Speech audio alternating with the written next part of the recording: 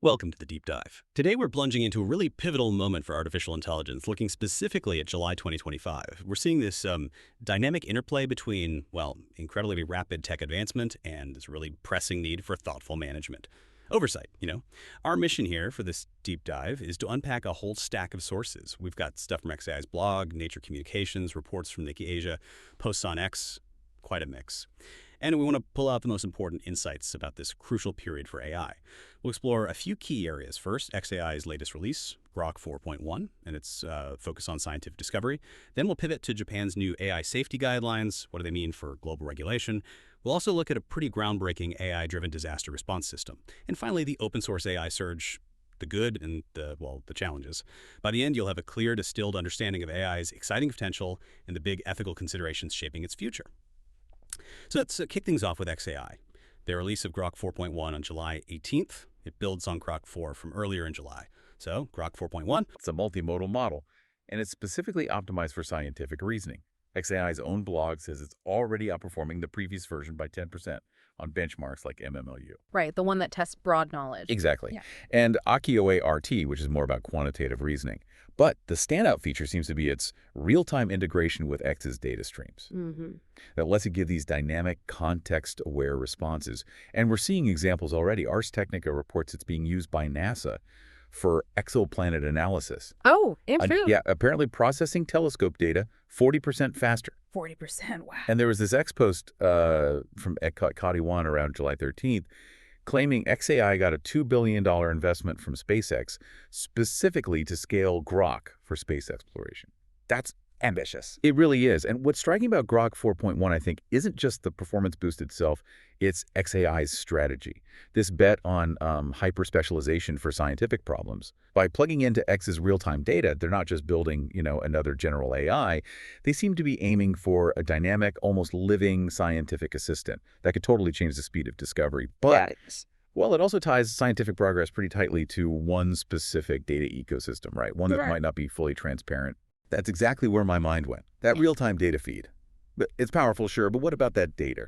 There was that X post from @AI Watchdog on the 18th, raising concerns about, opaque training data for Grok 4.1. Transparency issues? Yeah, and the potential for inconsistent outputs or skewed results. XAI insists they have strict internal guidelines. But transparency for performance, for consistency, it's still a huge debate. Especially for something aiming to power scientific breakthroughs. You need trust there. It's true.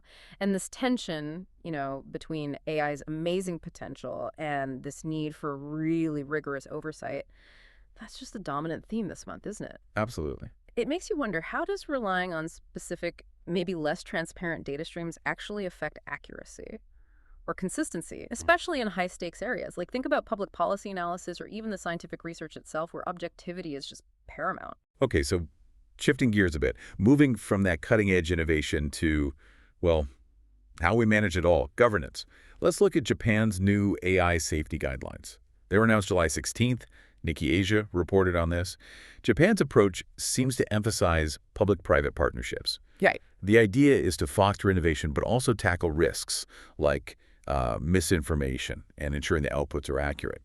It feels quite different from some other global efforts we're seeing. Oh, definitely. Like, you look at the EU's AI Act, that becomes effective August 1st, and it imposes pretty strict rules, especially on high-risk systems. Very stringent, yeah. Then you've got the U.S., where, according to Bloomberg, there's been minimal regulatory progress.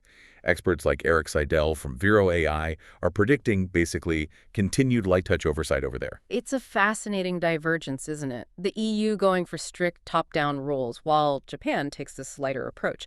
They're prioritizing voluntary compliance, industry-led safety standards. Yeah. And that difference just creates this really fragmented global landscape.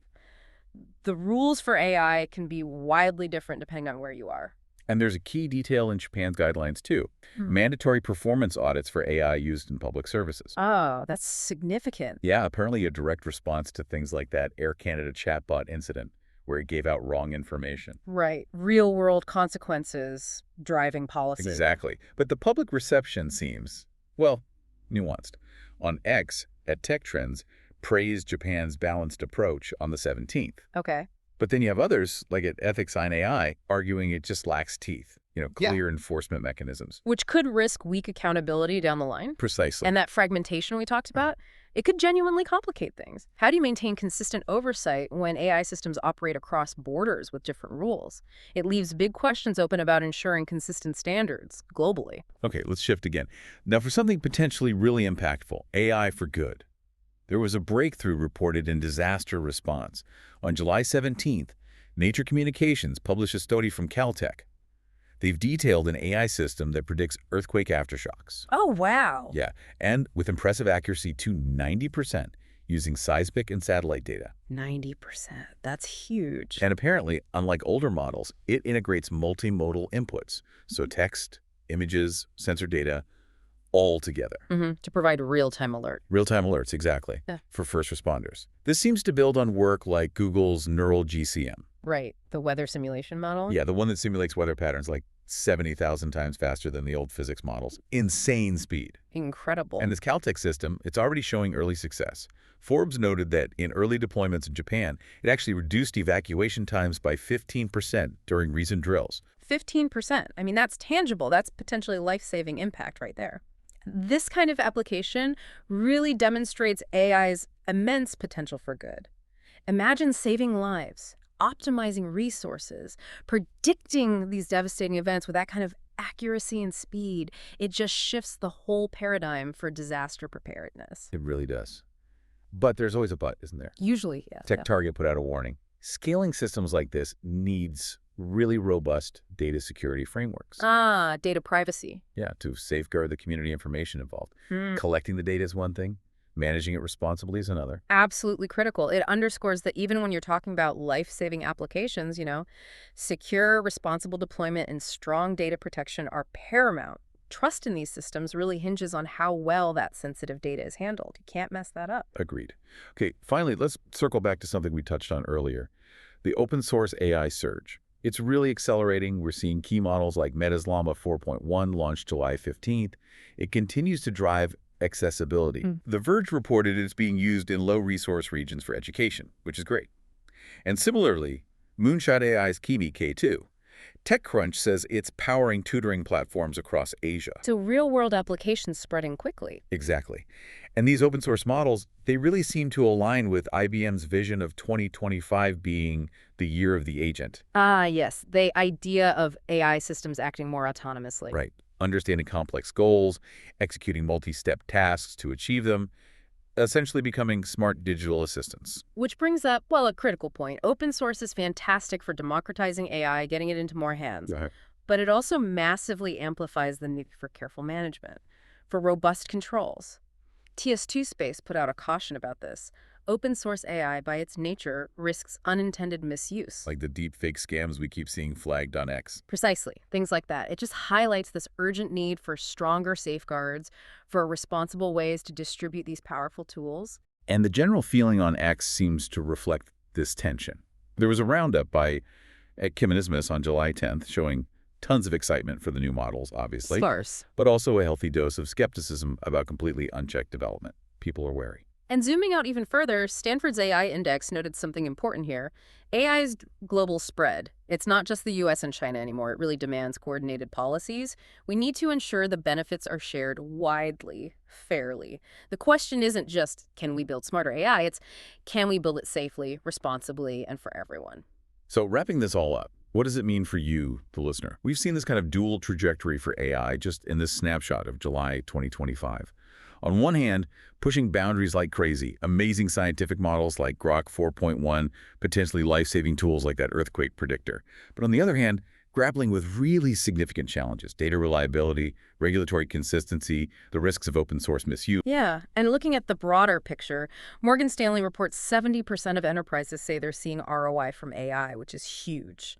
But then you see the incidents, deepfakes, chatbot errors highlighting that the operational risks are still very real.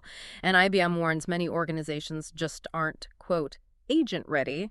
They lack the basic infrastructure for deploying AI at scale reliably. Right. And that contrast we discussed. Japan's lighter touch versus the EU's strict AI Act. That fragmentation, as TS2 Space noted, it really highlights a global landscape that could make consistent oversight tricky down the road. It's clear the open source surge, led by models like Llama 4.1 and Kimi K2, it is democratizing AI.